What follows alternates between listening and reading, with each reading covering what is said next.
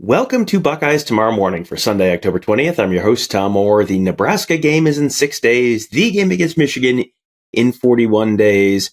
Nebraska lost 56-7 to Indiana on Saturday. The Wolverines lost 21-7 to Illinois, just as I'm sure we all predicted before the start of the 2024 college football regular season. And that's actually going to be the topic of today's show, just how crazy this college football season has been. Had to wait to record this a little later on in the evening to make sure that Georgia did, in fact, hang on to beat Texas. They did. Had to wait to make sure that Iowa State did, in fact, wait to hang on to beat UCF. They did. There was some drama in college football on Saturday. There were some shocking results in college football on Saturday. There have been some shocking results in college football all season long. So today we're going to take a look at the four power conferences, plus a couple bonus facts and figures and all that kind of stuff to just sort of illustrate how crazy this 2024 college football season has been just so far. We're going to start in the Big Ten, and we're going to start with the Indiana Hoosiers. They were picked 17th out of the 18 teams in the Big Ten preseason media poll.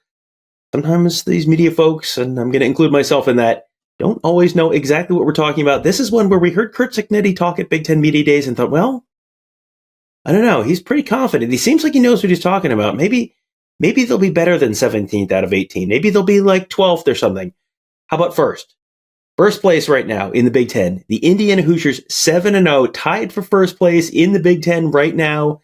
They just beat the Nebraska Cornhuskers 56-7 on Saturday. They have scored 40 points in 5 straight games. That is a school record. Just an absolutely remarkable season so far for the Indiana Hoosiers. And no sign that it's necessarily going to slow down. They do have to come to Columbus later in the year, but oh boy, that has gone from one of the cupcakeiest games on Ohio State's schedule to, oh boy, that might be a real signature win for the Buckeyes or the Hoosiers, whoever can win that game later on in the year. And yes, as you see there on the graphic, Nebraska was picked to finish 9 spots ahead of Indiana in the preseason media poll, and they just lost by 49 points in Bloomington on Saturday. How about that? Now let's move on to the other biggest top-level power conference. How about the Alabama Crimson Tide? They just lost on Saturday at Tennessee. It is their second loss of the season already, their second loss to a team from the state of Tennessee. They lost to Vanderbilt earlier for the first time since 1984. Now they lose to the Tennessee Volunteers as well. This is the first time the Crimson Tide have had 2 losses before the end of October since 2007. That was the first year of the Nick Saban era in Tuscaloosa. You probably remember them losing to Louisiana Monroe that year. They only had 2 losses at the end of October, so we'll see how November and beyond goes for the Tide. But the first year of the Kalen DeBoer era, not necessarily living up to the Nick Saban standard. How about this one from the Big 12 Conference? Iowa State picked to finish 6th in the preseason Big 12 poll. They are currently 7-0. First time since 1938 that the Cyclones are 7-0. First time since 1938 that the Cyclones are 7-0. How about this one? Even crazier. First time in school history ever since the start of Iowa State football that they are 4-0 to start conference play. That's pretty crazy. We're going to get even crazier. BYU was picked to finish 13th in the Big 12 in the preseason poll. The Cougars are the only other team that is also still undefeated in Big 12 play, undefeated in overall in the Big 12, picked to finish 13th in the conference before the season. They are currently ranked 13th in the nation in the AP poll. Entering this weekend's action, they will probably move up in the polls even more this weekend. Now let's move on to the ACC. 2 amazing teams going in very different directions right now. One you've undoubtedly heard quite a bit about. That would be the Florida State Seminoles, picked to win the ACC in the 2024 College Football Media Poll. Started the year 10th in the AP poll. Seminoles currently 1-5 in ACC play, 1-6 overall. They need to win out just to get bowl eligible. Spoiler alert, they are probably not going to win out.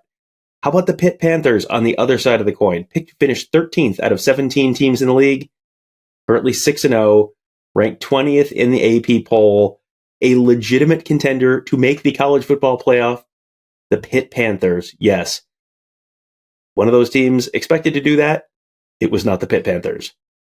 How about this? Let's go to the American Athletic Conference. Two teams that get a lot of attention towards the very end of the college football season don't typically get a lot this time of year. Army and Navy, they are both undefeated through 6 games for the first time since 1945 that they are both unbeaten through 6 games. That's pretty insane. Here's an even crazier scenario. They could play for the AAC championship on December 6th. That's a Friday night championship game. AAC championship game, Friday night, December 6th. Conceivably, those two teams could meet for the AAC championship. Then they could play their traditional Army-Navy game, America's game, on December 14th, the one that happens right before the Heisman Trophy, the one you watch every year. That could happen on December 14th. Then, whichever team wins the AAC championship could conceivably be the group of 5 representative in the college football playoff on December 20th or 21st. You could have those teams playing 3 games in the span of 14 days during championship season, including the traditional Army-Navy game, which everyone looked at and said, well, it will never impact the college football playoff. There's no reason to worry about that. That'll never impact the AAC championship game. There's no reason to worry about that. It could impact both this year. That is nuts. And finally, there are 10 unbeaten teams left in the FBS division. I'm sure these are exactly the 10 teams we all would have had at the beginning of the season. Ready? Here we go. Army, BYU, Indiana, Iowa State, Liberty, Miami, Navy, Oregon, Pitt, and Penn State. No Ohio State, no Alabama, no Georgia, no Texas. This is one of the crazier seasons you've probably ever seen, and it is promising to only get crazier in the back half of the season. Ohio State had the weekend off, which is probably the best way to enjoy one of these crazy college football weekends. They will be back in action next weekend against the Nebraska Cornhuskers. That's coming up on Saturday. Tony, Kevin, and I will be there covering that game for you.